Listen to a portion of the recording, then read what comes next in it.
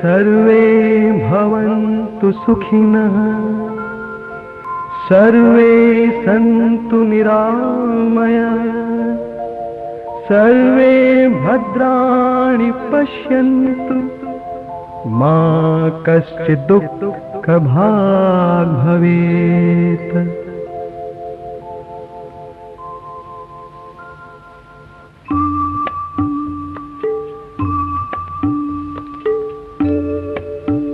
हे ईश सब सुखी हो, कोई न हो दुखारी, सब हो निरोग भगवन, धन दान के भंडारी। सब भज भाव देखे, सन्मार्ग के पथिक हो, गोया न कोई होए, जग में जो प्राणधारी।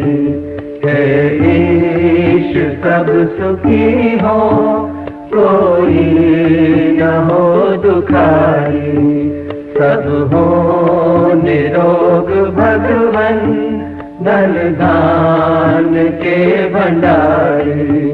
सब भज भाव देखे, सन्मार्ग के पथिक हो, दुखिया न कोई होवे, जग में जो प्राणधारी।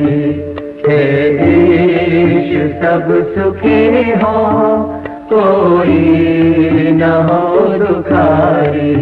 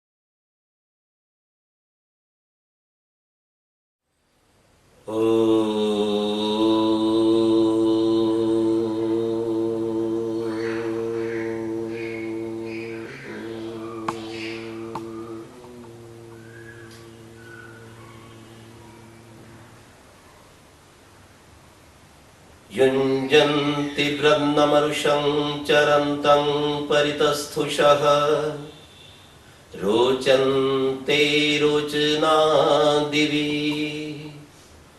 ॐ यदङ्गाशुषे त्वमग्ने भद्रं करिष्यसि, तवेतत् सत्यमङ्गिरः। ॐ नमस्ते अस्तु पश्यत पश्येमा पश्यत पश्येमा पश्यत पश्येमा पश्यत। ॐ शान्ति शान्ति शान्तिः।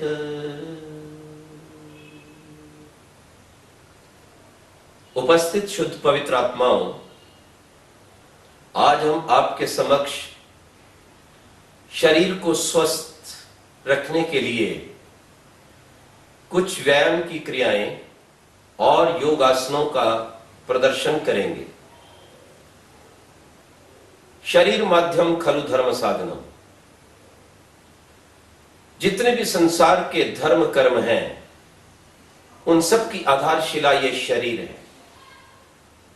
यदि शरीर स्वस्थ है तो मन भी स्वस्थ है, और यदि मन स्वस्थ है तो अपनी जीवन यात्रा प्रसन्नता पूर्वक जीवन के लक्ष्य तक पहुंच सकती है।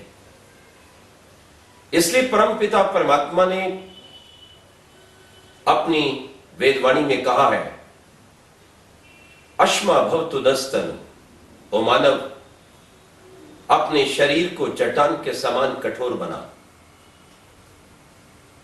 भूयश्च श्रद्धा शतात, तू 100 वर्ष से भी अधिक जीने वाला बन।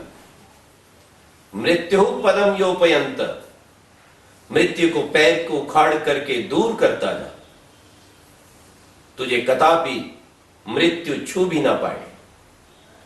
इसलिए आयुर्वेद के आचार्यों ने प्रत्येक मनुष्य को स्वस्थ रहने के लिए, मानसिक शांति के लिए और साधना में सफलता प्राप्त करने के लिए व्यायाम को अनिवार्य बताया है। और जो व्यक्ति प्रतिदिन योगाभ्यास करता है, प्राणायाम करता है, व्यायाम करता है, योग आसनों का अनुष्ठान करता है, वह व्यक्ति बिना रोग के अपने शरीर की शक्ति को बढ़ाकर मानसिक शांति से युक्त होकर जहां समाज की सेवा कर सकता है, वहां प्रभु की साधना में सफल हो सकता है। जिस तरह से किसी भी मशीन को ठीक रखने के लिए और उससे पूर्ण लाभ उठाने के लिए हम प्रतिदिन उसकी सफाई करते हैं, उसको चलाते हैं, उसको तेल देते हैं, और वह मशीन जीवन भर हमारे काम आती है। यही स्थिति अपने शरीर की है। सिर से पैर तक जितने भी हमारे अंग हैं, ये एक मशीन के भाग हैं। मानव भगवान के हाथ की बनाई हुई एक अद्भुत मशीन है, और यदि इस सुंदर अमूल्य मशीन का लाभ उठाना है, यदि इस रथ को मोक्ष तक ले जाना है, तो प्रतिदिन व्यायाम करना अनिवार्य है। आइए हम कुछ व्यायाम की क्रियाएं आपके समक्ष रखने जा रहे हैं, जिन क्रियाओं को प्रत्येक व्यक्ति अपने घर पर, खुले आंगन में, घर की छत पर, शुद्ध वातावरण में अथवा बाग और बगीचे में भी कर सकता है। सर्वप्रथम हम आपके समक्ष कुछ क्रियाएं जो सिर से पैर तक सरलता पूर्वक स्वस्थता प्रदान कर सकती हैं, उन्हें प्रदर्शित करेंगे। जैसे कि हमारे शरीर में सबसे ऊपर हमारी आंखें, इन आंखों को स्वस्थ रखने के लिए आंखों का व्यायाम करना चाहिए। सर्वप्रथम बिल्कुल सीधे बैठकर, कमर को, स्पाइन को सीधा रखकर दूर देखिए, दूर दृष्टि, और उसके पश्चात बिल्कुल समीप देखिए, अर्थात अपने नाक को देखिए। दूर, समीप, दूर, समीप। उसके पश्चात बाएं और दाएं।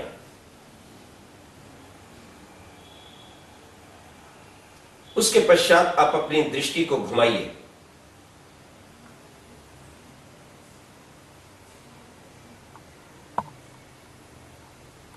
घुमाते समय ध्यान रखें कि केवल आपकी आंख की पुतली घूमे, गर्दन ना घूमे।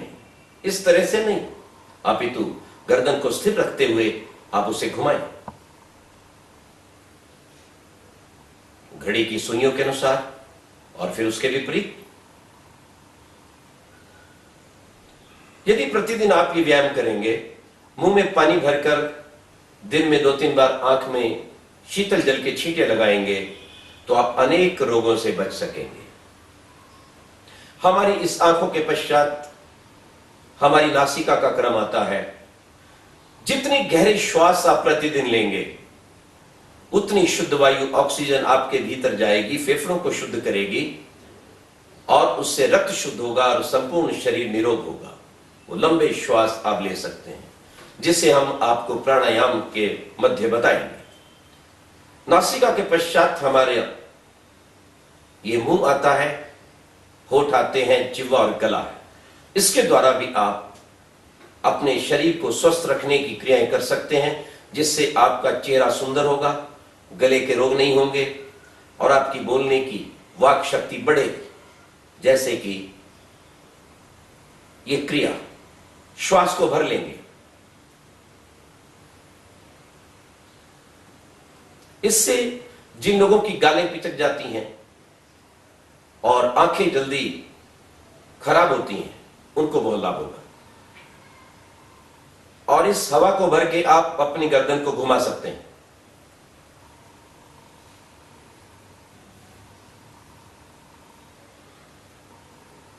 उसके पश्चात सिंह क्रिया। इससे आपके गले के रोग भी ठीक होंगे और आपकी वाक शक्ति, बोलने की शक्ति भी बढ़ेगी। हमारे इस वाक शक्ति के पश्चात इस गर्दन की बारी आती है।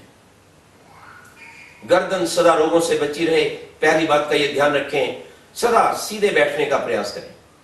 जो लोग अपनी कमर को सीधा रखते हैं, कमर को और उसके साथ साथ गर्दन को सीधा रखते हैं, वो अनेक प्रकार के गर्दन के रोगों से बच जाते हैं।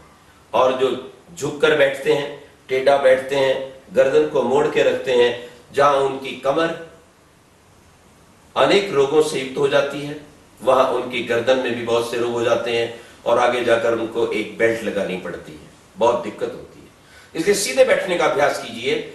जीवन में आपको कमर की दर्द नहीं होगी और गर्दन का रोग नहीं होगा। और अपनी गर्दन को स्वस्थ रखने के लिए आप इसे घुमाएंगे।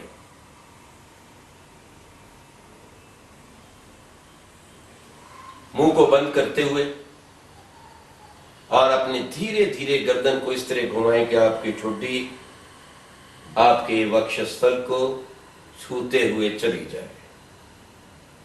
इसे बहुत सावधानी से करना है, जल्दी नहीं करना है।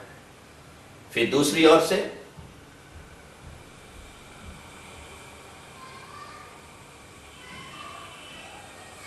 दस बार एक और 10 बार दूसरी ओर, बाएं दाएं,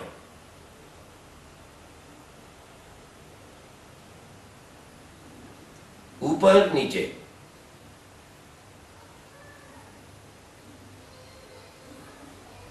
आगे पीछे।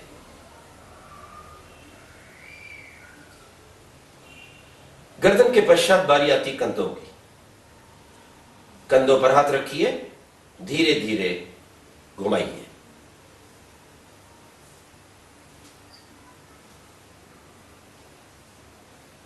विपरीत दिशा में।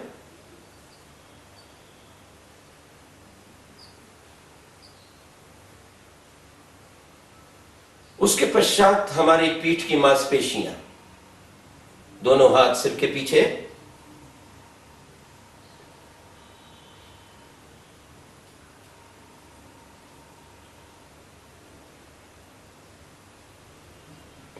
पांच से 10 बार तक इस क्रिया को कीजिए। फिर बाएं दाएं,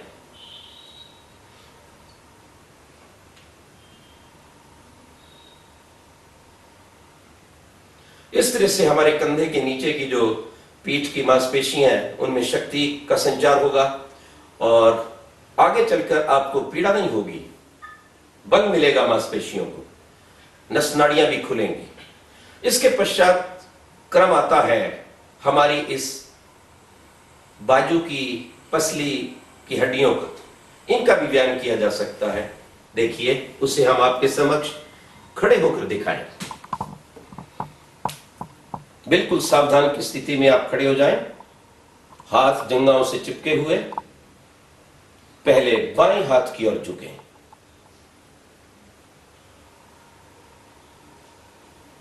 फिर दाएं हाथ की ओर झुकने का प्रयास करें।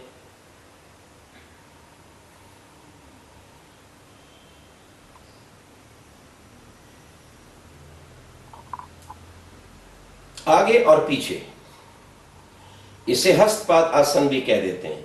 हाथों को पीछे से लाते हुए नीचे, श्वास को छोड़ते हुए अंगूठों को पकड़ सकते हैं, सिर को घुटनों में लगा सकते हैं।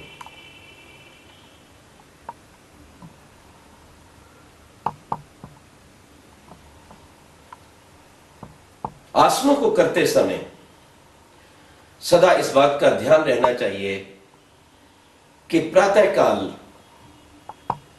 शुद्ध वायु में आसन किए जाएं, आपका पेट शुद्ध हो, मन शांत हो और पेट खाली हो, बिना कुछ खाए पिए आप ये आसन करेंगे। इस बात का आप ध्यान रखेंगे। और सर्वप्रथम जो हल्के योगासन हैं, जिनमें अधिक बल नहीं लगता, पसीना नहीं आता, पहले उन हल्के आप व्यायामों को कीजिए, तत्पश्चात भारी कीजिए। तो इस तरह से हमने आपके समक्ष ये हस्तपाद आसन किया। ये पैरों के लिए और पीठ की मांसपेशियों के लिए बहुत अच्छा है, हमारे पेट की चर्बी को कम करता है, पाचन क्रिया को शक्ति देता है। इस पेट के आसन के साथ ही एक और क्रिया है जो आप कर सकते हैं। दोनों हाथों को कमर पे रखिए, अपने पेट को आगे पीछे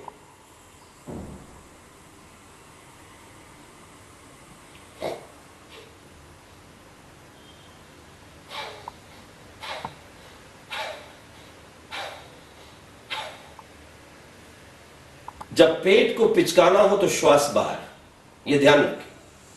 और सभी व्यायामों में एक बात का आप ध्यान रखेंगे, जहां भी आपका पेट मुड़ता है वहां श्वास बाहर, जहां भी बल लगता है वहां श्वास भीतर। अगर आप इस तरह से इस प्राण क्रिया का ध्यान रखते हुए व्यायाम करेंगे तो आपको कई गुना अधिक लाभ होगा। ध्यान रखिए। इस पेट के बाद अब थोड़ा कमर का व्यायाम है। दोनों हाथ कमर पर रखकर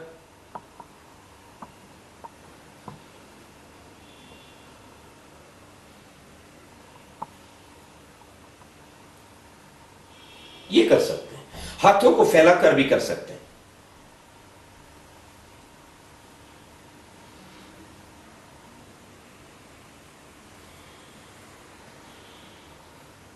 हमारी पेट और कमर के पश्चात हमारी जंघाएं आती हैं। इन जंघाओं के लिए उत्कटासन किया जा सकता है, जो बहुत अच्छा है। और जिस तरह से बच्चे और युवा फुटबॉल खेलते हैं, उस तरह से भी आप इसका प्रयोग कर सकते हैं।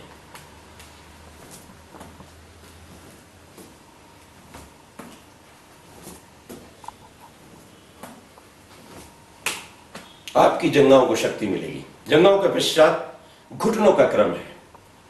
आजकल हम समाज में देखते हैं कि 55-50 वर्ष से ऊपर के अधिकतर लोगों के घुटनों में दर्द प्रारंभ हो जाती है, उठना बैठना भी कठिन होता है। उसका कारण यही है कि बाल्यकाल से आसनों का अभ्यास नहीं किया गया। देखिए, बहुत सरल है ये आसन। आप हाथ सामने करके धीरे से झुकिए, क्योंकि बल लग रहा है इसलिए श्वास भीतर। उठिए। इसे हम उत्कट आसन भी कह देते हैं। इसमें दोनों पैरों को खोलकर रख सकते हैं, दोनों हाथ समानांतर।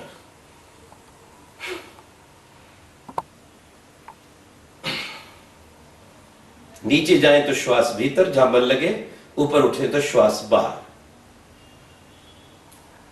दूसरा अभ्यास जो घुटनों के लिए बहुत अच्छा है, दर्दों को ठीक करता है, वो है आधी बैठक। वो हर व्यक्ति लगा सकता है, भलाई उससे जमीन पर बैठा नहीं जाता, लेकिन ये काम आप कर सकते हैं। देखिए,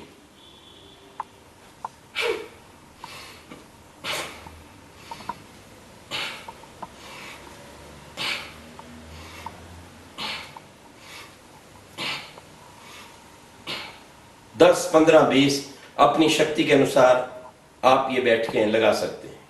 कुछ और क्रियाएं देखिए घुटने की, जो आपके घुटनों को सदा शक्ति देंगी और दर्दों से बचाएंगी। सर्वप्रथम दोनों पैरों को खोलकर दोनों हाथ घुटनों पे रखिए, आगे की ओर थोड़ा झुककर दोनों घुटनों को अंदर की ओर घुमाइए। देखिए, 2 3 4 5, बाहर की ओर 1 2 3 4 5। अब दोनों पैरों को मिलाइए और दोनों घुटनों को मिलाकर बाएं और दाएं, 1 2 3 4 5, 1 2 3 4 5। इससे आपके घुटनों को बल मिलेगा और यदि दर्दें भी हो रही हैं तो धीरे धीरे वो भी समाप्त होंगी। परंतु ये ध्यान रखना होगा कि खान पान में असुविधा ना हो, हमारा भोजन सात्विक हो, शाकाहारी हो। चाय, कॉफी, लाल मिर्च, अचार, अंडा, मांस, शराब, अधिक तली हुई चीजों से आप बचें। जीवन को स्वस्थ रखने के लिए, निरोग बनाने के लिए दूध, फल, सादा भोजन, कम से कम मसालों का प्रयोग करें। नमक भी बहुत कम खाएं। चीनी से बचें, उसके स्थान पर लाल शक्कर का प्रयोग कर सकते हैं। थोड़ा शहद का, खजूर का भी आप प्रयोग कर सकते हैं। जिनको दर्दें हैं, यदि वह इन बातों का ध्यान देंगे तो बहुत लाभ होगा। रात को वायुकारक चीजें ना खाएं, जैसे कि चावल हैं और खीरा है, इस प्रकार की वस्तुएं ना खाएं। और रात को जल्दी भोजन कर लें 7 बजे। प्रातःकाल 8 बजे तक प्रातःरश, दूध, फल या दलिया, 12 बजे सात्विक भोजन, और बहुत भूख लगे तो 4-5 बजे थोड़ा रस या दूध, और सायंकाल 7 बजे भोजन। पानी आचमन के रूप में पीकर भोजन शुरू करें और बीच में आवश्यकता पड़े, भोजन शुष्क हो, 2-3 घूंट पिए। अंत में मंत्र बोलकर 1 घूंट पिए और अधिक यदि प्यास हो तो उसके पश्चात आप 1.25 घंटे के बाद जल पिए। यदि छाछ हो तो वो आप पी सकते हैं, वो अत्यंत लाभदायक है, अमृत के तुल्य कार्य करती है। ये घुटनों की बात मैंने आपको कही। आइए थोड़ा और नीचे चलते हैं, हम अपनी पिंडलियां और एडियां और पंजों की ओर। सारे शरीर के भार को अपने पंजों पे उठा दें। एडी मिली हुई, नीचे 1 2,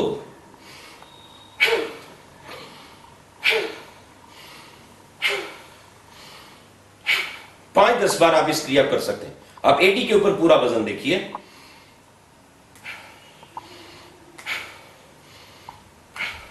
पंजों को उठाना है, एडियों पर बल देना है। आप देखेंगे आपकी नीचे जो पिंडलियां हैं उनका भी व्यायाम होगा और उंगलियों का, एडियों का व्यायाम होगा। पूरा शरीर स्थिर होगा। कुछ शरीर के भाग जो छूट गए हैं उनका भी व्यायाम आप देखिए। हमारे हाथ और कोहनियों का व्यायाम।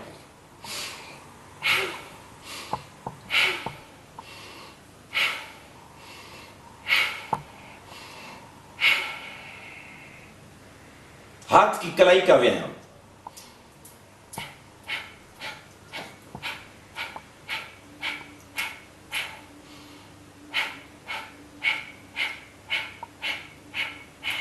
उंगलियों का व्यायाम।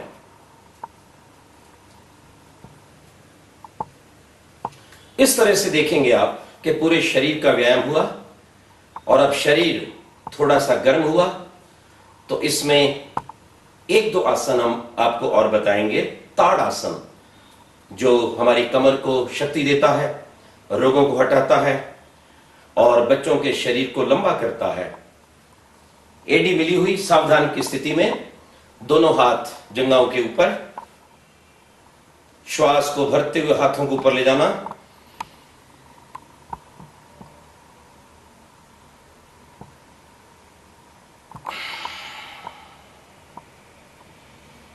ऊपर जाते समय श्वास भीतर, नीचे आते समय श्वास बाहर। फिर देखिए इस क्रिया को।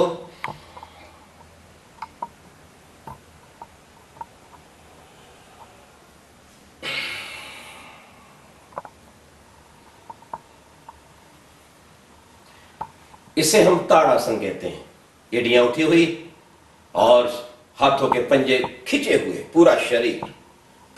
देखिए इसी में ही शरीर को शक्ति देने के लिए, चर्बी को घटाने के लिए, कोई भी स्थान ना मिले लंबा तो घर पर ही बहुत सुंदर व्यायाम करने के लिए हाथों को ऊपर कीजिए, एडी को उठाइए और यहीं पर ही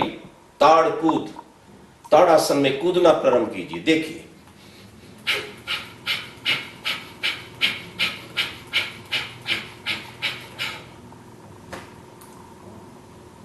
इसको आप 50 बार 100 बार धीरे धीरे बीच में विश्राम लेते हुए बढ़ा सकते हैं। एक बहुत सुंदर आसन है जो कमर के लिए भी अच्छा है, कद को भी बढ़ाता है, वो चंद्रासन है। दोनों हाथ कानों पर और श्वास को लेते हुए पीछे।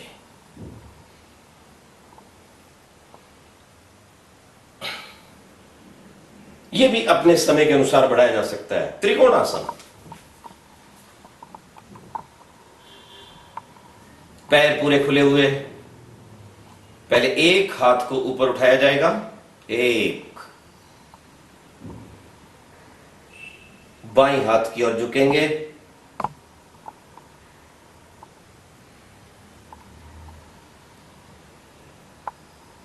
दूसरी ओर से एक,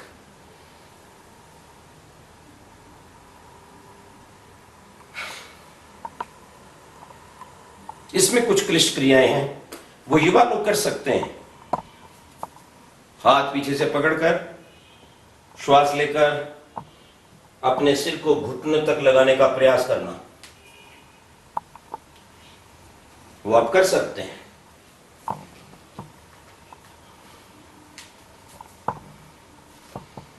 एक आसन खड़े होने के और आपको बताएंगे जो पैरों को शक्ति देता है, पाद हस्तपाद अंगुष्ठ आसन।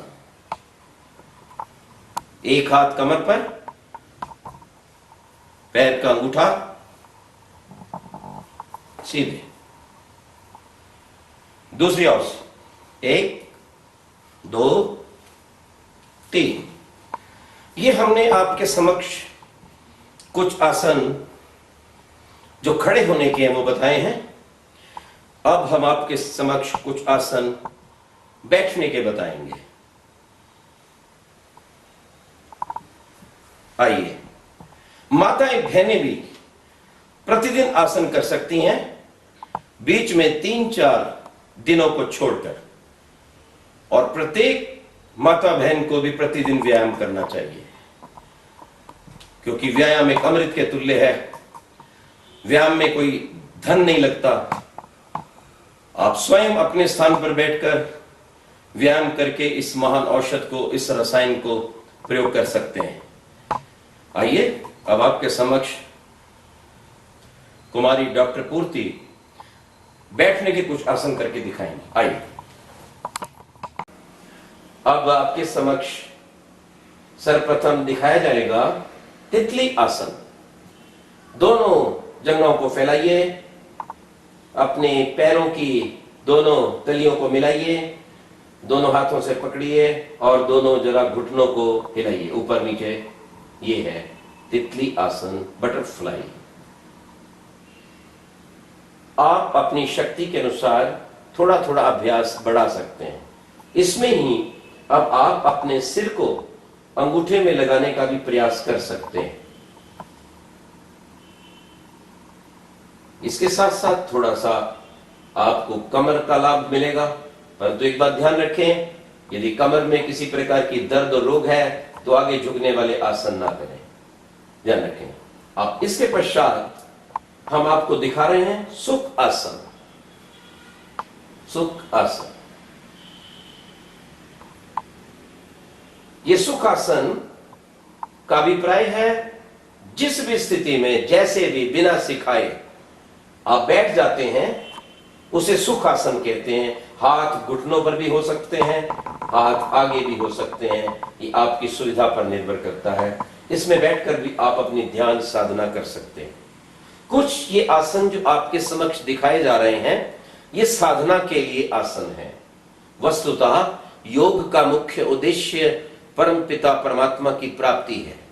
योग का वास्तविक अर्थ परमात्मा का ध्यान है, साक्षात्कार है।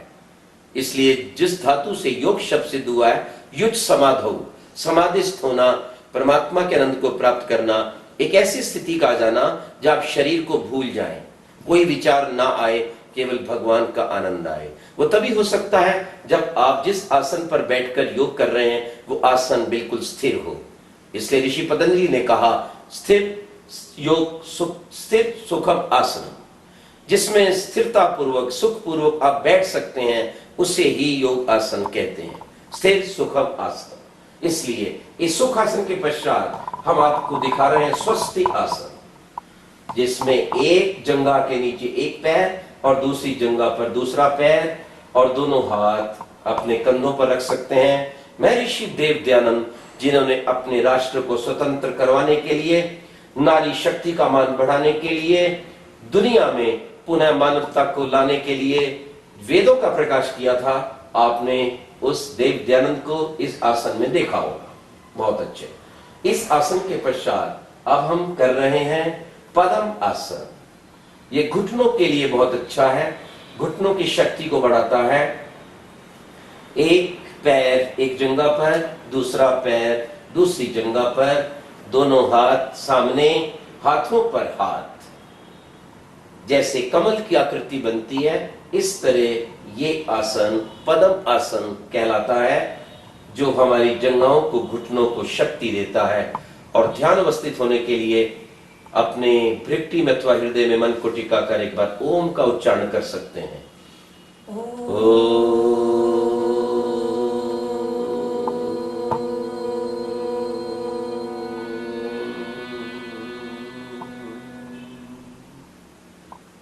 आइए, पद्मासन के पश्चात कुछ और क्रियाएं जो पद्मासन से जुड़ी हैं। एक तो है बद्ध पद्मासन, वो छोटी अवस्था के बच्चे बहुत ही आराम से कर सकते हैं। दोनों हाथों को पीछे से घुमाया जाता है और उन पैरों के अंगूठों को पकड़ा जा सकता है, उसे हम कहते हैं। और वो क्रिया अगर आप कुछ दिनों तक अभ्यास करेंगे तो संभव हो सकती है। अथवा दूसरी इसमें है योग मुद्रा। चलिए, दोनों हाथ पीछे बंधे हुए और आपका सिर आगे जमीन पर लगा हुआ, इसे कहते योग मुद्रा। हाथ ऊपर, सिर जमीन पर, हमारे जंघाओं में नीचे के भाग में पूरी शक्ति, और उसके साथ साथ अनेक पेट के रोगों का निवारण। पेट के रोग होंगे नहीं, पेट बढ़ेगा नहीं, पथरी की भी नौबत नहीं आएगी, वायु नहीं बढ़ेगी। बहुत अच्छे। ये है योग मुद्रा। इसी पद्मासन में एक और क्रिया की जाती है जिसे हम कहते हैं सुप्त पद्मासन। धीरे से हाथों का सहारा लेकर पीछे लेट जाइए, दोनों हाथ अपने छाती के ऊपर नमस्ते करते हुए। यह सुप्त वज्रासन है। इससे भी हमारे पेट को बल मिलता है, शक्ति मिलती है, स्वास्थ्य ठीक रहता है, शरीर स्वस्थ और सुंदर बना रहता है। बहुत अच्छी। वापिस हाथ का सहारा लेकर उसे कीजिए। चलिए, अब इन आसनों के पश्चात आगे जो आसन हम दिखाने जा रहे हैं वह आसन है सिद्ध आसन, जिस पर योगी जन बैठकर के सिद्धियां प्राप्त करते थे। जिस आसन पर बैठकर आप अपने ब्रह्मचर्य की रक्षा कर सकते हैं, यौवन की रक्षा कर सकते हैं। यदि युवक इस आसन को करेंगे तो उन्हें विभिन्न प्रकार के गुप्त रोग, स्वप्न दोष आदि नहीं होंगे, धातु संबंधी रोग नहीं होंगे। देखिएगा सिद्धासन। बाएं पैर की एड़ी पीछे लगी हुई, दोनों जंघाओं के जोड़ पर, मूल पर। दूसरे पैर की एड़ी नीचे वाले पैर के ऊपर, नीचे वाले पैर का पंजा जंघा से ऊपर, दूसरी ओर का पंजा जंघा के अंदर, दोनों हाथ घुटनों पर, मुद्रा की अवस्था में, कमर सीधे, ओम का उच्चारण।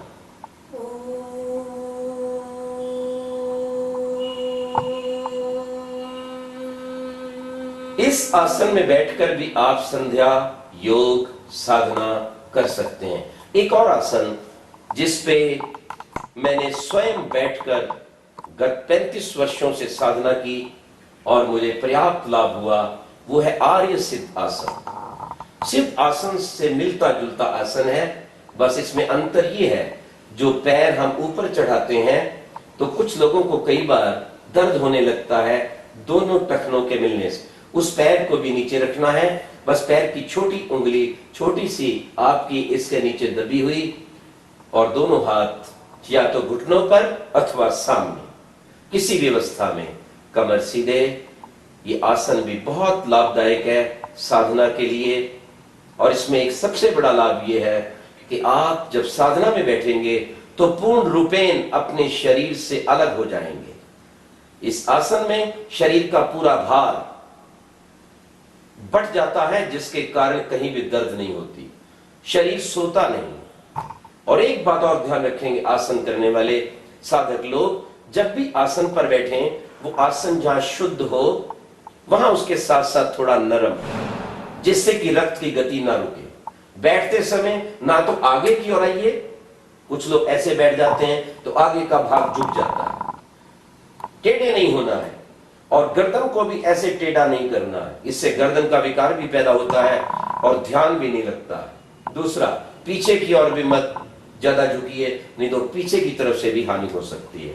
तो ये आसन हमने आपके समक्ष सिद्ध आसन करके दिखाया, आप इसका अभ्यास कर सकते हैं। अगला आसन है वज्र आसन। जैसा नाम वैसा ही गुण, वज्र आसन। देखिएगा, दोनों पैरों के ऊपर और घूम जाइएगा, पूरे पैर दिखाइए, पूरा घूम जाइए। देखिए, दोनों पैरों की पीठ धरती पर चिपकी हुई, दोनों हाथ घुटनों पर। ये वज्रासन पीछे से। अब आगे से देखिए, पूरा घूम जाइए इधर, बहुत अच्छे। दोनों हाथ घुटनों पर, कमर बिल्कुल सीधे। इस आसन में बैठकर आप पढ़ सकते हैं, ध्यान कर सकते हैं। और भोजन के पश्चात यदि आप इस आसन में बैठेंगे तो आपकी पाचन क्रिया बहुत अच्छी रहेगी, भोजन अच्छी तरह डाइजेस्ट होगा, किसी प्रकार का रोग नहीं होगा। और इस आसन में बैठकर पढ़ने वाले बच्चों को कभी जीवन के अंदर कमर का रोग नहीं होगा और उनकी पीठ का पूर्ण विकास होगा, रीढ़ में कभी दर्द नहीं होगी। आइए, इस आसन में भी दो क्रियाएं और हैं। एक है वज्र क्रिया, जिसमें हम दोनों हाथों को पीछे से पकड़ते हैं और अपने सिर को नीचे जमीन पर लगाने का प्रयास करते हैं। बहुत सुंदर। आइए, दूसरा, पीछे लेटने की क्रिया, थोड़ा सहारा लेकर घुटनों को थोड़ा फैलाकर, यह है शुद्ध वज्रासन। थोड़ा ठुड्डी को ऊपर उठा दीजिए, बहुत अच्छे। ये शुद्ध वज्र आसन है, इससे शरीर का पूर्ण विकास होगा। यदि बच्चे इन आसनों को करेंगे तो उनका पूरा कद बढ़ेगा, आप देखेंगे, और अनेक प्रकार के रोग नहीं होंगे। घुटनों में, पैरों में शक्ति 100 साल तक भी बनी रहेगी। बहुत सुंदर। ये वज्रासन, ये बैठने का आसन। और इसके पश्चात आगे बैठने के आसन का जो क्रम है उसमें आता है गोमुख आसन। चलिए, एक पैर के ऊपर दूसरा पैर, घुटना आगे मिला हुआ। चलिए, एक हाथ पीछे, एक हाथ ऊपर, पीछे से दोनों पंजों को, उंगलियों को मिला लेना। देखिएगा पिछली ओर से,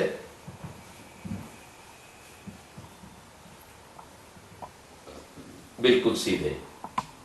यह भी हमारे शरीर को स्वस्थता प्रदान करता है, कमर को शक्ति देता है और व्यक्ति में जीवन भर लचक बनी रहती है, रोगों से बचा रहता है। बहुत सुंदर। चलिए, एक आसन जो सबके लिए बहुत लाभदायक है और वर्तमान में आप जानते हैं कि रोग बहुत फैला हुआ है, जिसे मधुमेह कहा जाता है, शुगर का रोग, उससे बहुत लोग आज पीड़ित हैं। तो ये आसन जो हम आपके समक्ष करने जा रहे हैं, अर्धमत्स्येंद्रिय आसन है। ये शुगर वालों को बहुत लाभ देता है। बायां पैर मोड़ लीजिए, बहुत अच्छे।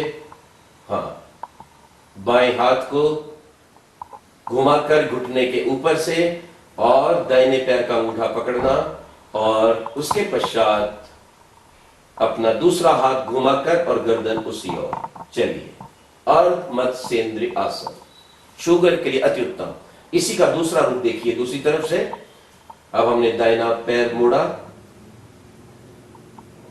और दूसरे हाथ से अपने पैर के अंगूठे को पकड़ा, कमर को घुमाया। अर्ध मत्स्येंद्रीय आसन बहुत सुंदर है। चलिए अब इन आसन के जो हमने बैठने की प्रक्रियाएं बताई हैं, अब इसके पश्चात हम आपको कुछ आसन दिखाएंगे जो पैरों को फैला कर किए जाएंगे। आइए सर्वप्रथम दोनों पैरों को फैला दीजिए। पश्चिमोत्तान आसन, दोनों एड़ियां मिली हुई, दोनों हाथों को पीछे से लाना और श्वास को बाहर निकालते हुए अपने अंगूठों को पकड़ लेना। पश्चिमोत्तान आसन बहुत ही सुंदर। इससे घुटनों में, जंघाओं में बल जहां बढ़ता है वहां पेट के अनेक रोग शांत हो जाते हैं, पेट की चर्बी नष्ट होती है और भूख लगती है और व्यक्ति सदा स्वस्थ रहता है। एक बार फिर देखिएगा, एक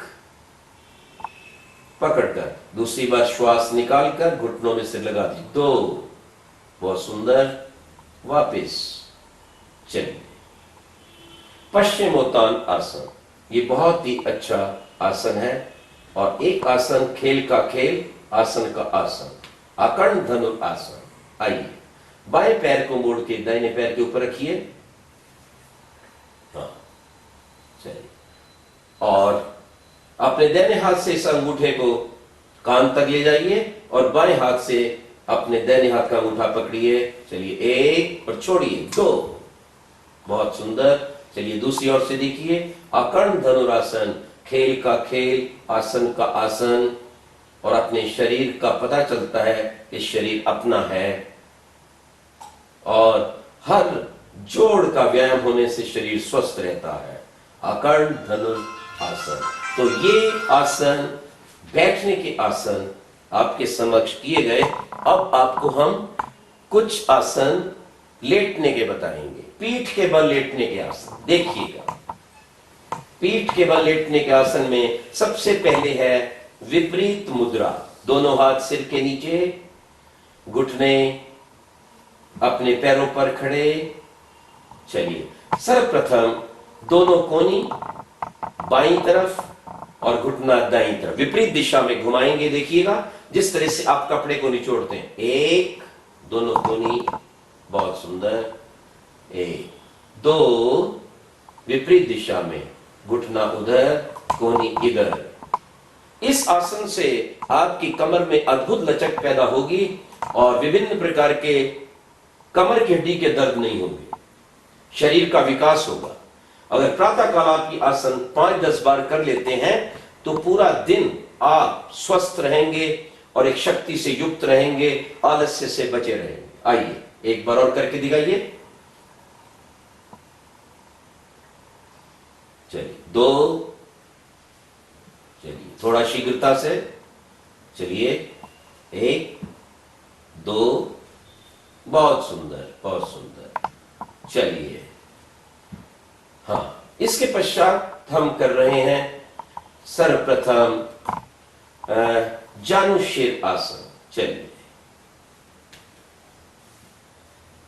घुटने को सिर लगाएंगे। हाँ, पवन मुक्त आसन। पवन मुक्त आसन, एक घुटना पकड़कर बायां, दोनों हाथ और अपने नाक लगाने का अभ्यास, क्योंकि यहां शरीर मुड़ रहा है और इसलिए यहां वायु को बाहर निकालेंगे। एक, दो, दूसरी ओर से पवन मुक्तासन, एक, दो, श्वास निकालते हुए। ये बात नहीं भूलनी आपको, जहां भी आपका पेट मुड़ता है, शरीर को मोड़ना पड़ता है आगे की तरफ, श्वास बाहर, जहां बल लगता है श्वास बाहर। अब दोनों पैरों से करेंगे। शरीर में सबसे अधिक रोग वायु के कारण होते हैं। आयुर्वेद ने बताया है वायु के रोग सबसे अधिक हैं और वायु के रोगों के पकड़ने के कारण उनसे फिर बचना बहुत कठिन है। और ये पवन मुक्तासन आपके अनेक वायु के रोगों को समाप्त करेगा, घुटनों के दर्द को समाप्त करेगा, पाचन क्रिया को बढ़ाएगा। चलिए दोनों घुटने पकड़कर, एक, दो, तीन, वापिस, एक बार फिर, एक, दो, श्वास बाहर निकालकर, ठीक, वापस। अब इसी आसन में हम पवन का झूला बनाएंगे, दोनों घुटनों को पकड़कर। चलिए एक बार अपने कमर का भी व्यायाम और झूला बना दीजिए शरीर का। सिर आगे लगे हुए, सिर लगा के रखिए। बहुत अच्छे, बहुत सुंदर। चलिए बस, ये था पवन मुक्त आसन। पवन मुक्त आसन के पश्चात अब हम आगे के आसन आपको जो बताने जा रहे हैं, उसके बीच में एक बात और ध्यान में रखें। जब आप आसन करते करते थोड़ी थकावट का अनुभव करें तो उसमें आप शव आसन कर लें। शव आसन, चलिए शव आसन। शवासन का अर्थ है कि शरीर शव के समान, हाथ पैर गर्दन जहां भी जाती है जाने दीजिए, बिल्कुल केवल अपने श्वास को पकड़ लीजिए, ध्यान केवल श्वास की तरफ।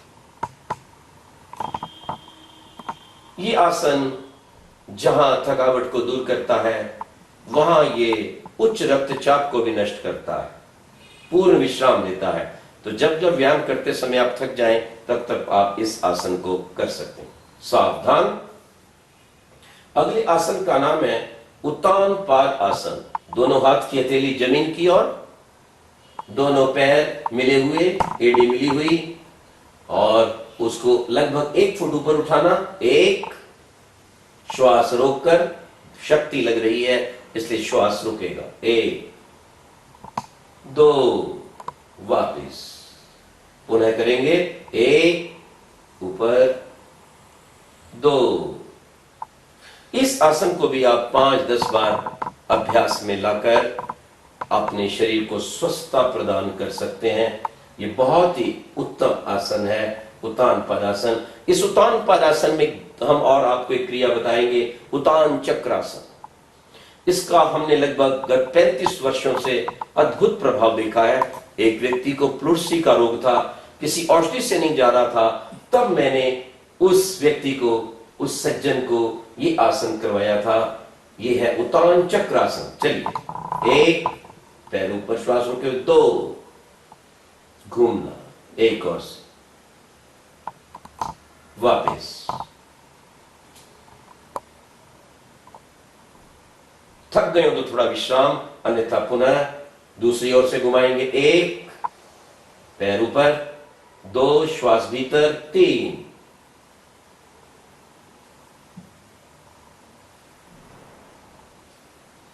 वापस। यह है उत्तान चक्र आसन। ध्यान रखेंगे, उत्तान चक्रासन के पश्चात अब किया जाएगा अर्ध सर्वांगासन। सर्वांगासन में सारे गुण निहित हैं। यह नाम ही बता रहा है कि यह सारे अंगों का व्यायाम करता है, सिर से पैर तक, और मस्तिष्क को शक्ति देता है, थायराइड ग्लैंड को पुष्ट करता है, गले संबंधी अनेक रोग नहीं होते, ब्रह्मचर्य की रक्षा होती है। यदि किसी व्यक्ति की दृष्टि मंद है या कोई विकार है, उसे हम शीर्षासन करने से रोकते हैं, परंतु वे लोग भी सर्वांगासन कर सकते हैं। माताएं बहनें भी आराम से सर्वांग आसन कर सकती हैं, और उसका पहला अभ्यास है अर्ध सर्वांग आसन। चलिए, 1 सावधान, 2 श्वास को रोककर, पैरों को 90 कोण पर, कमर को नहीं उठाना। यह है अर्ध सर्वांग आसन। इसी पर थोड़ा और बल लगाकर हम इसी को सर्वांग आसन में बदल देंगे। चलिए, दोबारा ऊपर उठेंगे सर्वांग आसन के लिए। 1 2, बिल्कुल ऊपर, दृष्टि घुटनों की तरफ, और थोड़ा आगे, और आगे ले जाइए, पैर पीछे, 90 का कोण बन जाए। हाँ, बहुत सुंदर। इस आसन को आप 2 मिनट, 3 मिनट, 4 मिनट तक कर सकते हैं। इस आसन को करते हुए आप मंत्र पाठ कर सकते हैं। धीरे धीरे छोड़ेंगे, वापिस, सर्वांग आसन, थोड़ा सा विश्राम, शवासन करते हुए अब इसके पश्चात एक बहुत सुंदर आसन हल आसन नाम है। हल आप जानते हैं कि धरती को बहाने के काम आता है। हल चलता है, धरती उपजाऊ होती है और मन चाहा अन्न देती है। ध्यान रखें, वही है ये हल आसन। और यदि ये व्यक्ति प्रतिदिन करता है तो उसका निश्चित रूप से शरीर जो है बलवान बनता है और पाचन शक्ति उसकी बढ़ती है और पेट की चर्बी समाप्त होती है। बड़ी सावधानी से चलिए, 1 सावधान, 2 श्वास को रोककर ऊपर उठाइए, 2 3 पैरों को पीछे ले जाइए, हाथ अंदर थोड़ा कीजिए, 3 श्वास रोक सकते हैं। और अगर देर तक ये आसन करना हो तो श्वास साधारण स्थिति में चल भी सकता है। बहुत सुंदर। वापिस धीरे धीरे वापिस, बिल्कुल सीधे। ये है आसन हल आसन। अब इस हल आसन के पश्चात पीठ के बल ही करने वाला एक आसन आपको बताएंगे जो हमारे बच्चों के कद को बढ़ाता है, निश्चित रूप से उन्हें लंबा करेगा। जिन भी बच्चों ने बचपन से इस आसन को किया वो लंबे हुए। उसका नाम है चक्र आसन। आइए, 1 दोनों पैरों को मोड़कर और बल घुटनों का पैरों पर, दोनों हाथ घुमाकर कंधों के नीचे, श्वास को रोककर ऊपर सिर को उठाना। चलिए, 2 3 बहुत सुंदर। वापिस,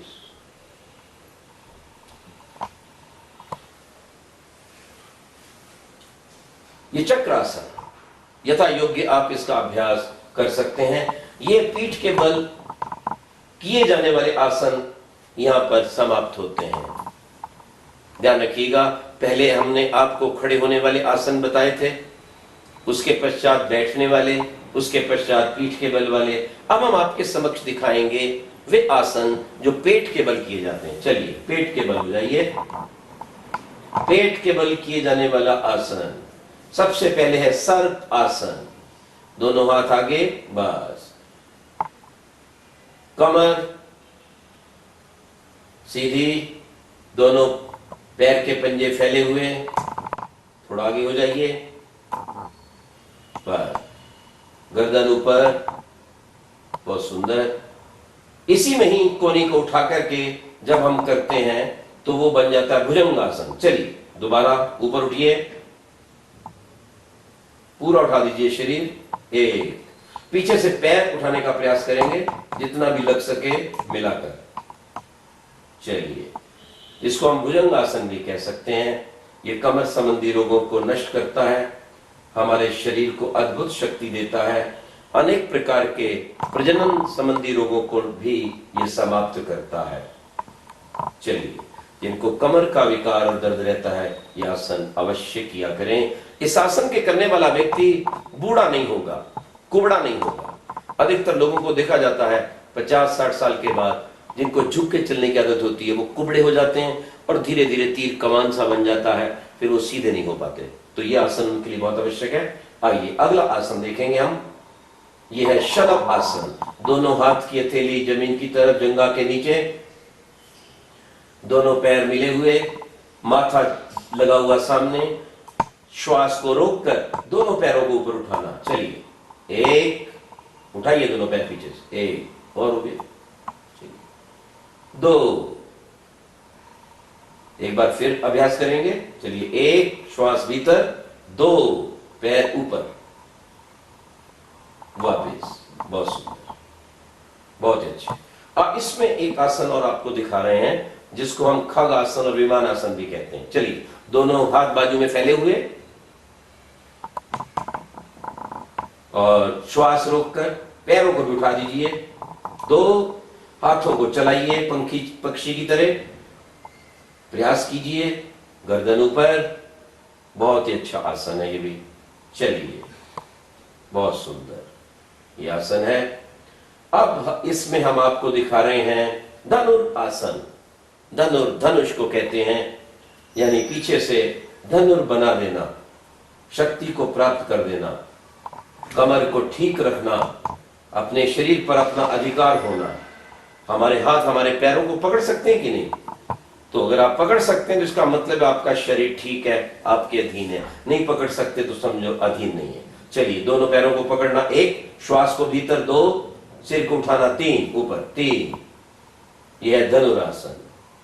और इसी धनुरासन में थोड़ा सा अगर आप घूम जाएंगे तो पेट का बहुत अच्छा व्यायाम होगा। सिर ऊपर,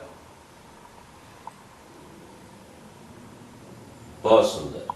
चलिए, ये था धनुरासन। अब धनुरासन और इन पेट के बल करने वाले आसनों में एक आसन है, थोड़ा क्लिष्ट है लेकिन बहुत लाभदायक है। बच्चे बड़े आसानी से कर सकते हैं, बड़े भी कर सकते हैं। यदि पेट आपका बिल्कुल ठीक है, कभी आपका ऑपरेशन वगैरह नहीं हुआ, तो आप वो आसन कर सकते हैं। उसका नाम है मयूर आसन, मोर आसन। और मोर जानते हैं, कहते हैं कंकर भी चबा जाता है। तो इस आसन के करने वाले की जठराग्नि, भूख इतनी अच्छी बढ़ती है कि वो कभी भी रोगी नहीं होता, कभी उसको अपचन नहीं होती, कभी एसिडिटी नहीं होती। आइए चलिए, मयूर आसन। दोनों हाथ शरीर पर, पीछे पेट के ऊपर। अभ्यास करेंगे, सिर आगे, पूरा भार इस पे डाल दीजिए, आगे झुक जाइए। चलिए, हाँ, पीछे और ऊपर उठिए, शरीर को उठाने का प्रयास कीजिए धीरे धीरे। हाँ, थोड़ा और जब बल लगाएंगे तो यह आसन आप कर सकेंगे। छोड़िए, इसको काटना पड़ेगा। देखिए, पद्मासन के पश्चात उसी का एक भाग है सुपद्म आसन, वो आप देखेंगे। इसी पद्मासन पर हाथों का सहारा लेकर धीरे धीरे नीचे लेट जाइए। दोनों हाथों को जोड़कर अपने वक्षस्थल पर, छाती पर रखिए। और ये बहुत ही अच्छा आसन है। इससे कमर के अनेक रोग समाप्त हो जाते हैं। जो लोग कर सकें उनके लिए बहुत लाभदायक है पद्म आसन। अब आपके समक्ष बहन निधि सूर्य नमस्कार करके दिखाएंगी।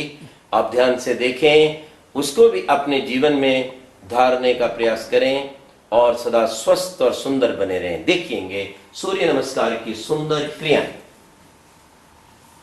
सूर्य नमस्कार में 12 क्रियाएं होती हैं, जिसके द्वारा हम अपने पूरे शरीर का पूर्ण व्यायाम कर सकते हैं। और ये बहुत ही लाभकारी है और बहुत ही आसानी से किया जा सकता है।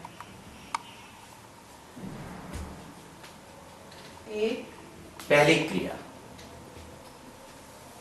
2, दूसरी क्रिया। 3, तीसरी क्रिया। 4,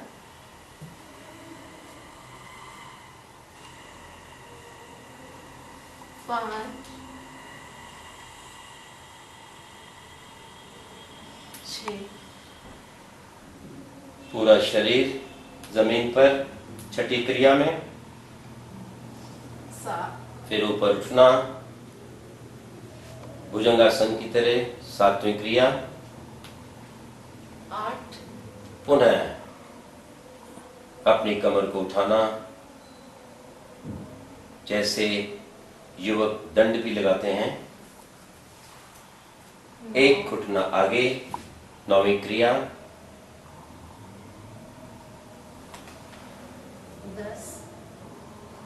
10 हस्त पादासन की स्थिति।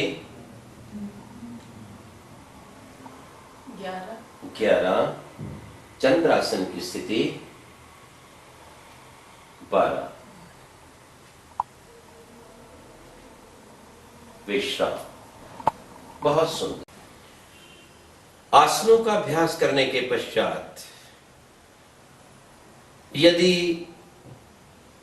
आपको पसीना आ रहा है, गर्मी की ऋतु है, तो थोड़ा विश्राम करने के पश्चात आप स्नान कीजिए।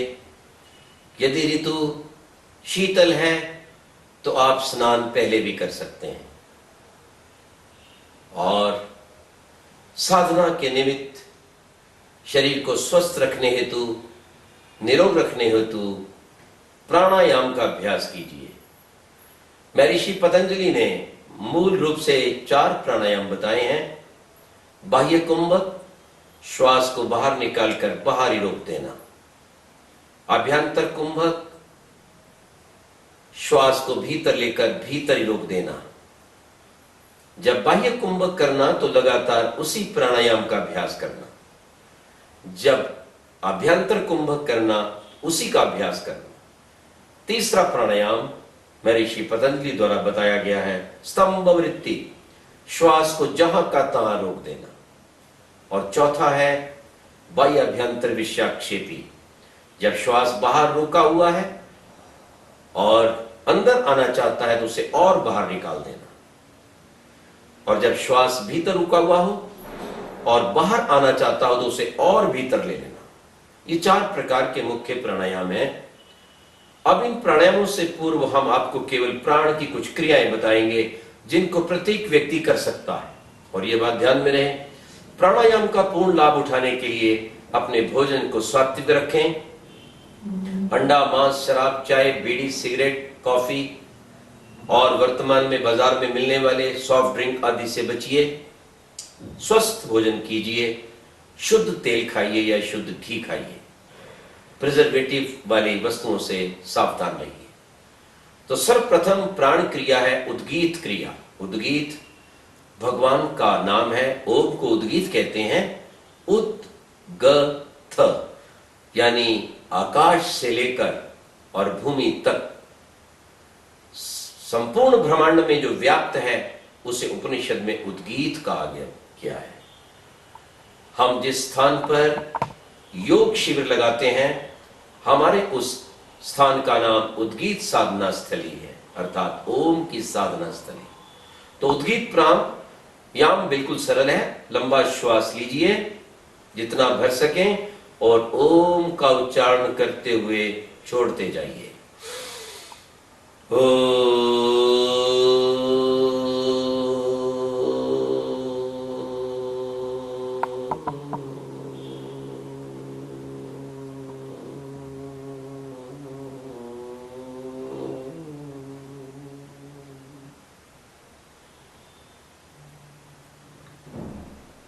नासिका से श्वास को भरना और ओम कहते हुए छोड़ना।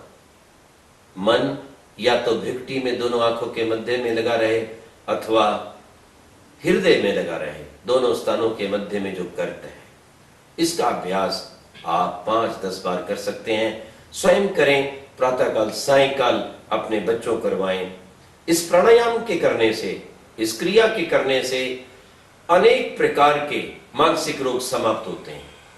ओम की ध्वनि की तरंगें हमारी मानसिक स्थिति को पवित्र बनाती है, बलवान बनाती है और डिप्रेशन जैसे रोगों को समाप्त करती है। इसलिए एक बार मैं फिर इसका अभ्यास आपको दिखा रहा हूं।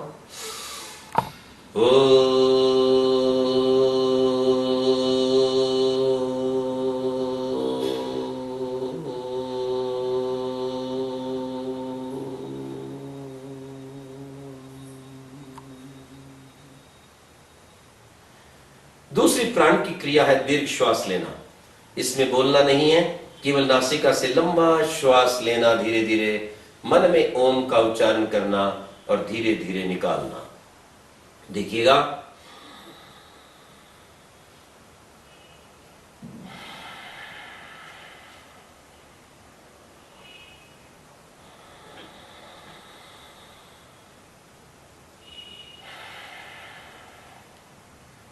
भीतर श्वास भरते समय आपका वक्षस्थल पूरा भर जाए, फेफड़े भर जाएं। बाहर श्वास निकलते समय फेफड़े पिचक जाएं और यहां तक जब पेट को भी आप पीठ की ओर पिचकाएंगे तो पूर्ण श्वास बाहर निकलेगा। इस तरह का प्रतिदिन गहरे श्वास लेने का जो अभ्यास करता है उसे फेफड़े की विभिन्न प्रकार की बीमारियां कभी नहीं होते, उसे रोग कभी नहीं सताता और श्वास रोग आदि जैसे रोग और टीबी जैसे रोग भी समाप्त हो जाते हैं। आइए इसके आगे हम आपको बता रहे हैं बहुत ही सरल वो प्राण क्रिया जिससे अनेक रोग शांत होते हैं, श्वास रोग भी समाप्त होता है। थोड़ा इसी गहरे श्वास लेने को तीव्र करेंगे तो ये भस्त्रिका बन जाएगा।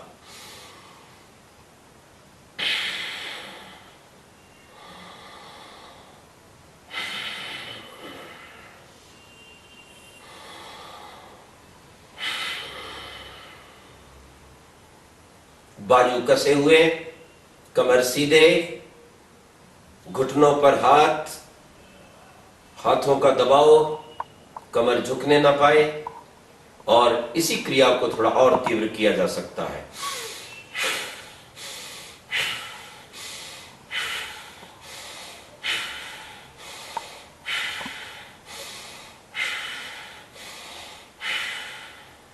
मन में ओम स्वाहा, ओम स्वाहा, मन में इसका ध्यान भी आप कर सकते हैं। आइए थोड़ा और आगे बढ़ते हैं। इस भस्त्रिका के पश्चात एक कपाल भाती। कपाल भाती में केवल श्वास को नासिका से छोड़ना ही है, लेना नहीं है। भस्त्रिका और कपाल भाती में अंतर है। भस्त्रिका में श्वास लिया भी जाता है, छोड़ा भी जाता है, लेकिन कपाल भाती में शरीर को सीधे रखते हुए नासिका से बलपूर्वक श्वास छोड़ देना है और भीतर स्वतः आएगा। देखिएगा।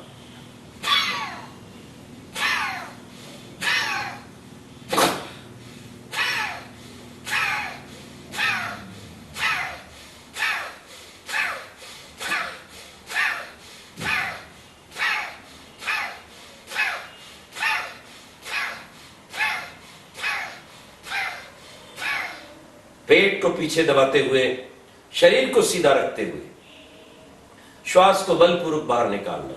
और यह ध्यान रखना कि शरीर के शेष अंग ना हिले, केवल पेट ही हिले और अधिक से अधिक श्वास बाहर निकले और पेट पीठ की ओर पिचके। इस कपालभाति के पश्चात जो प्राण क्रिया है वो है सूर्य चंद्र भेदी। हमारा दाहिना स्वर सूर्य स्वर कहलाता है, बायां स्वर चंद्र स्वर कहलाता है। इन दोनों के ऊपर शरीर का स्वास्थ्य निर्भर करता है। जब दाहिना स्वर हम चलाते हैं तो ये उष्णता देता है। जब दाहिने स्वर से आप बार बार श्वास को लेंगे तो आपके शरीर में उष्णता बढ़ेगी, गर्मी बढ़ेगी, याद रखना। इसलिए जब शीत संबंधी रोग सताएं व्यक्ति को, तब उस स्वर का प्रयोग करना चाहिए। तो दाहिने से लेना, बाएं से निकालना। मान लो ब्लड प्रेशर आपका लो हो रहा है, रक्तचाप आपका गिर रहा है, तो आप इसी श्वास से अंदर आप क्रिया करेंगे, अर्थात दाहिने श्वास को भीतर लेंगे दाहिने नासिका के छिद्र से और बाएं से निकालेंगे। देखिएगा।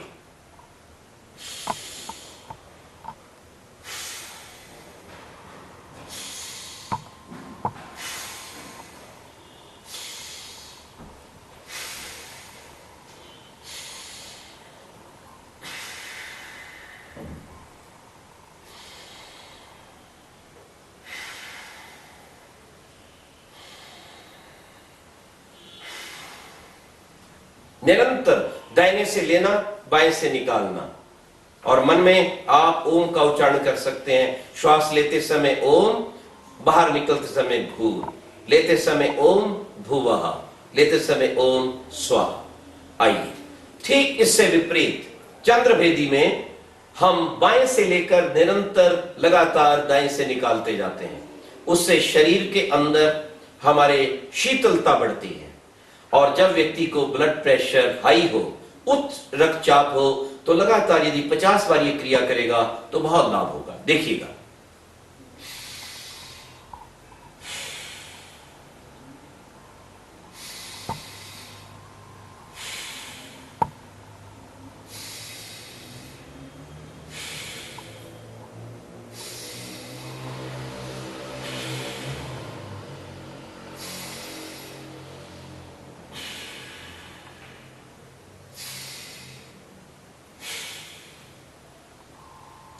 इस सूर्य चंद्र भेदी के पश्चात लोम विलोम। लोम विलोम और सूर्य चंद्र भेदी में अंतर है कि सूर्य चंद्र भेदी में एक ही ओर से लेकर दूसरी ओर निकाला जाता है, परंतु लोम विलोम में जहां से श्वास निकाला जाता है वहीं से लिया जाता है।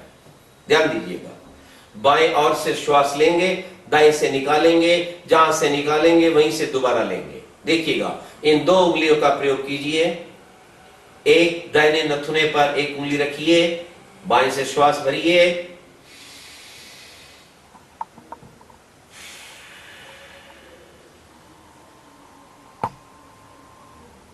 दाएं से निकालिए। मन में ओम भू, ओम भुवा, ओम स्वाहा, ओम महा, ओम जना, ओम तपा, ओम सत्यम अथवा ओम स्वाहा का उच्चारण कर सकते हैं। फिर देखिए,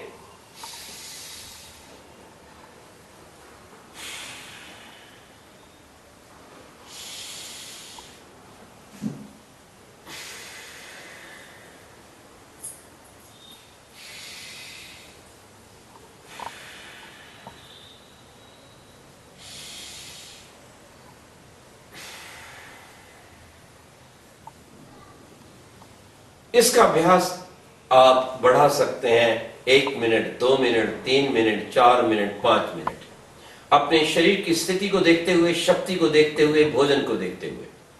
तो आपने देखा, बाएं नथुने से हमने श्वास लिया, दाएं से निकाला, जहां से निकाला वहां से दोबारा लिया, और पुनः बाएं से निकाला, जहां से निकाला फिर पुनः लिया। ये चक्र इस तरह से चलेगा। ये प्राण की क्रियाएं कपालभाति, लोम विलोम, शरीर के अनेक रोगों को विनष्ट कर देती हैं, एक अद्भुत शक्ति और तेज प्रदान करती हैं। इसका प्रयोग करके देखिए, प्रातःकाल सायंकाल अवश्य कीजिए, और आप इस प्राण की क्रिया को अपने संध्या के मंत्रों के साथ भी जोड़ सकते हैं। जब आप श्वास अंदर भरते हैं तो आपने एक मंत्र बोल दिया गायत्री का पूरा मन में, फिर जब आपने दूसरी ओर से निकाला उसके बाद शन्नो देवी बोल दी।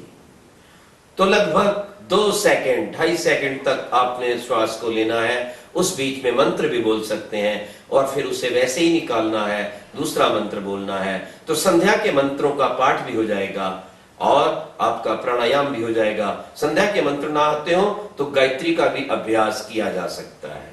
आइए, इसके पश्चात एक प्राण की क्रिया है उज्जाई क्रिया। मुंह को बंद करते हुए, कमर को सीधा रखते हुए, नासिका से गले से टकराते हुए इस श्वास को लेना है।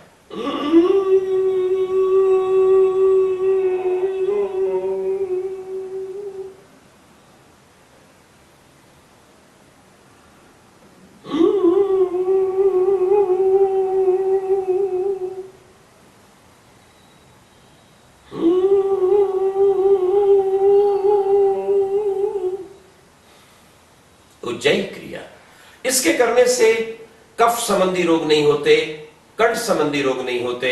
इनका भी अभ्यास आप 5 से 10 बार प्रतिदिन कर सकते हैं। एक अंतिम प्राण क्रिया है जिसमें हम पूरे शरीर को ओम की ध्वनि के द्वारा तरंगित करते हैं। याद रखेंगे, अपने आंखों पर उंगलियां रखिए, कानों से अपने नाक को बंद कर लीजिए, अपने कानों को बंद कर लीजिए दोनों अंगूठों से,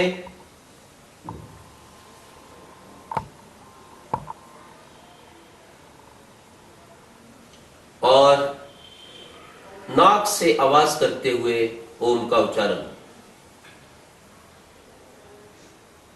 श्वास को अंदर भरकर बाहर निकालते हुए उच्चारण।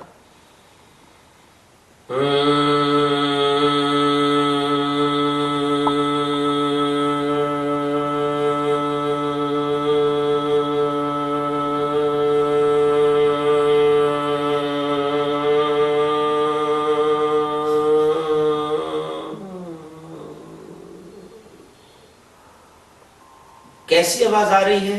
जैसे भंवरे की आती है, इसलिए इसको भ्रामरी प्राण क्रिया बोलते हैं। फिर एक बार देखिए, अपने कानों पर अंगूठे, आंखों पर उंगली, श्वास को नासिका से पूरा भर लीजिए और बाहर निकालते हुए ओम का उच्चारण।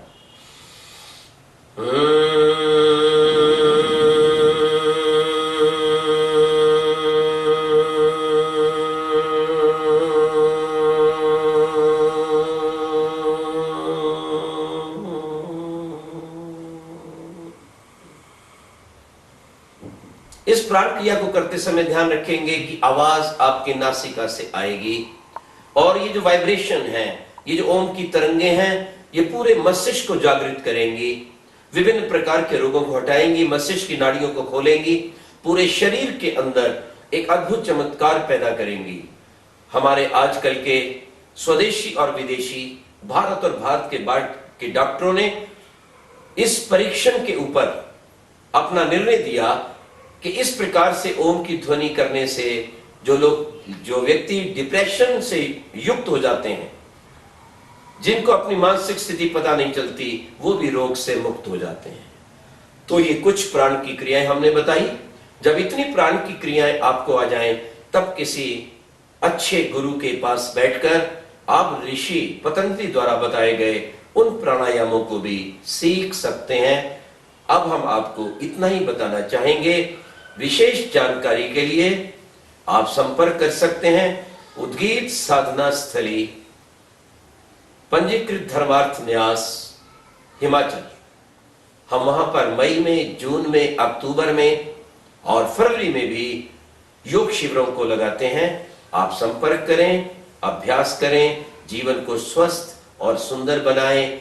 भगवान ने हमें संसार का सबसे सुंदर चोला दिया है और मनुष्य महान कहलाता है। इसलिए महान नहीं कहलाता कि उसके पास बुद्धि है, बुद्धि तो अन्य प्राणियों के पास भी है। मनुष्य इसलिए महान है कि वह अपने जीवन को सात्विक भोजन के द्वारा, पुरुषार्थ के द्वारा, समाज की सेवा के द्वारा, देश की रक्षा के द्वारा, गौ की, गरीब की, अनाथ की रक्षा के द्वारा योग्य बनाकर अपने भगवान की साधना में लगकर अपने जीवन को सफल कर सकता है। इसलिए मनुष्य महान है। जो 5 कार्य करता है वो निश्चित महान है। ओम का ध्यान, वेद का ज्ञान, यज्ञ का अनुष्ठान, संस्कारी संतान, राष्ट्रित बलिदान।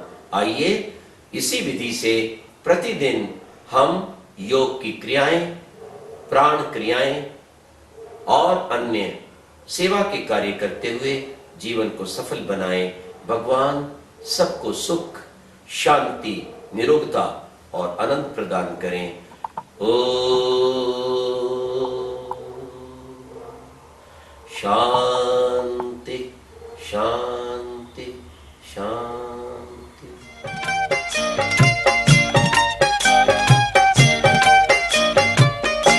दया कर दान भक्ति का हमें परमात्मा देना।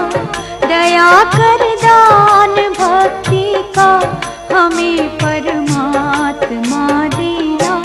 दया करना हमारी आत्मा को शुद्धता देना।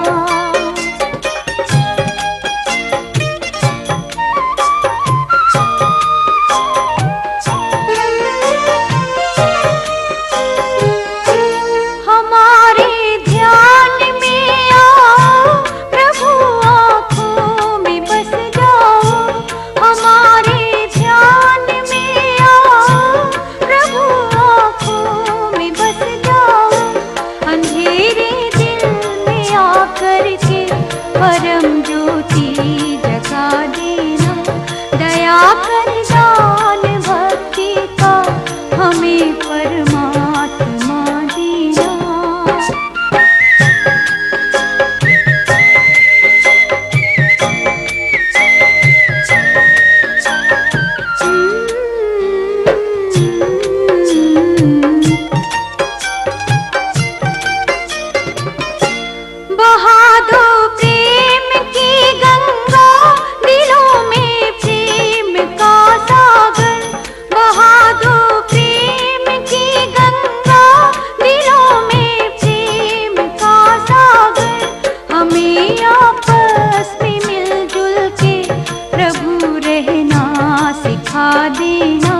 दया कर दान भक्ति का हमें परमात्मा देना।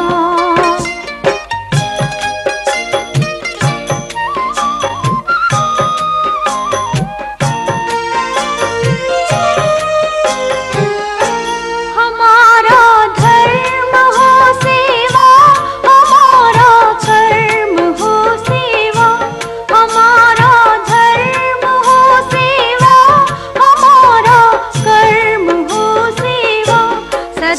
ही मान हो सेवा, वो सेवक चर बना देना। दया कर दान भक्ति का हमें परमात्मा देना।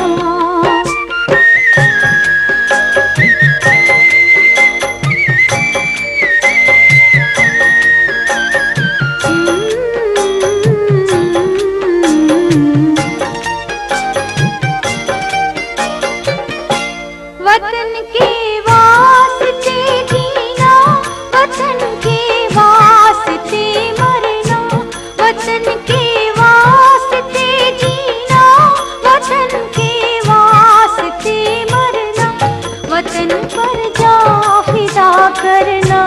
प्रभु